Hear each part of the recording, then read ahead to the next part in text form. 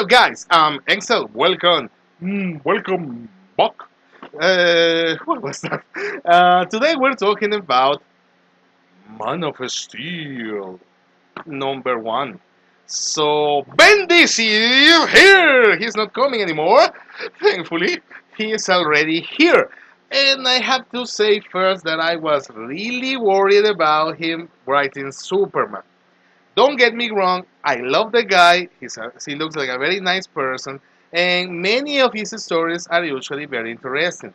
But I'm gonna be honest here, and I'm gonna say that several of his works back at Marvel, um, uh, several of his recent works back at Marvel, really left me like sometimes like wishing there was more to it. Sometimes feeling like there was not really an essence in there. So I was really worried that he was going to replicate some of that for Superman. I'm gonna say it another way. Sometimes his stories, especially, I'm gonna give as an example Civil War 2, the comic storyline. I mean, I got the trade paperback because I am kind of a completionist of events, so I try to get all the DC and Marvel events. But no, I didn't buy it too much because I really love the story because there were so many moments that felt like the story was written so this moment could happen. At least that was the impression that I got. So I was left feeling like it didn't have to be that way. Like some like many things were forced. So I was worried that his Superman stories could feel this way. Also, I was worried, although this happened a long time ago, but I'm still traumatized by it, even though I didn't read it when it was coming out. But when he started writing some Marvel books, he started like killing very interesting, important people. Similar to the way he killed very important people during the Civil War II story. So I was worried that he was going to start writing Superman and he was going to like kill someone very dear to me. Especially I was worried and because I saw it somewhere online. And you know, if the internet says it, it must be true. That he could kill John, and I was like, please don't kill John. But I mean, I never really truly believed it. I was just worried, and it's so nice to know that that won't happen. But that didn't mean that I was not worried anymore. So, now I have read his first issue, and what do I think? Well, first of all, I think that I am very glad that I was wrong. Okay? My worries, at least so far, at least with this first issue, seem like they were not grounded on anything because this has started in a very awesome way. I loved it. Okay? I want to leave that on the tables since now. I mean, I want to say that first. I love this the start of this issue. I didn't know that it was going to be weekly. I got a little surprised when I saw that on one of the first pages. I like that. It's like a no justice situation where we were getting part of the story each week. I really enjoyed that. So I really enjoy. I really like that we are going to get this same treatment with Man of Steel. So what happens here? So basically, I have to say because it is this introduction to this story, not much happens. I think we saw more happening back in the promotional little bit that we got. In Destination Number Zero. Destination Number Zero, we saw a glimpse of what's going to happen in this story, and I think we saw more action in there that we got to see in the first one because, well, this first one was about the preparation and the understanding of how it will all come together.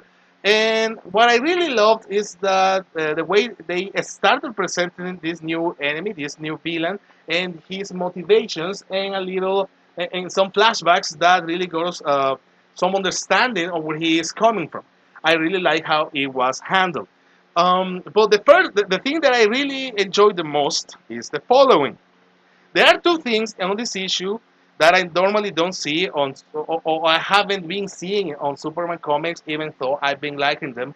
And that in here they felt stronger, and I really love that. One of them is Superman enjoying being Superman. I'm not saying that he was emo in all the comics that have been coming out. I'm not saying that he was I'm gonna say it this way: he was not Zack Snyder Superman. Okay, he has not been Zack Snyder Superman because he is a very emo guy, at least during Man of Steel and BVS. But in here, he feels so joyful. I mean, every page he's seeing, and the artist also helps with this because the art was beautiful. Every page he's seeing, and he's truly enjoying helping people, and he has such a beautiful smile that makes me feel, it makes me share his joy, and I'm like, oh fuck yes, Superman, save the day. That was awesome. I love that. It made me feel that, so I'm really satisfied with that. And the other thing is that we know that Superman has like a bazillion powers. I mean, not as much as he used to have during the golden age of comics, but he still has a lot of powers. And I have to say that as of late, we usually don't see this variety of powers being used so much. We see a lot of the basic ones: super strength, super durability, flight, of course, laser vision, maybe a bit of super healing here and then, but we don't see much of this, especially super healing. We don't see it often. We don't see it employed creatively. We don't see Superman using all of his power set in different ways, in subtle ways. X-ray vision, we don't see much. The frost breath or the freeze breath, cold breath, whatever it's called. We also don't see it much. And that's the other thing that I think was very well done in here. We see a lot of variations and glimpses of all the different powers that Superman has and how he uses them all in order to maximize his helping of people. I love that. Even back at the Destination Number Zero glimpse of this story, we saw this particular moment. I mean, it came out a long time ago. What I'm gonna say is not much of a spoiler, where he has been thrown by the villain, and he is going at full velocity against a building where there are people inside, and he is like stopping in middle air, like freezing in middle air just before hitting the window and hurting someone. That was some action piece, very nicely done in that. So it is simple, but it showcases Superman's power and how he controls them on every level. And if that keeps appearing on this story and on Bendis Superman, I have to say that I'm really gonna love it. So I love this story. I loved it. I might be a little subjective, more than, well, at least more, I mean to say more than usual. But I have to give this 5 Bendis out of 5. I loved how it started. I recommend it. Please check it out. It's a beautiful Superman. So tell me what you think about it. Were you worried as me about Bendis at DC? Do you feel as stupid as I do right now about being wrong about that? At least for now, I hope I keep being wrong. So click the like button if you love Superman being Superman, which is a great, great, great, great, great guy that I hope we finally get at the movie someday. Thank you guys for watching. I guess I'll see you next week on this one.